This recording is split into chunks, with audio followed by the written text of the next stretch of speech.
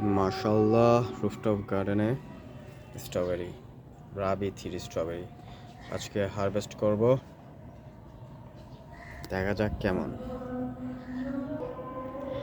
এই কাটার জন্য করলাম, কাটলাম।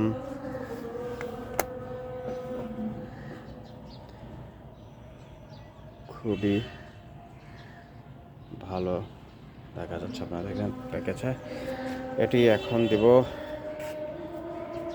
লিটল ডটারকে, ওই যে বসে আছে। দেখো তো কেমন টেস্ট বাবা, কেমন হয়েছে?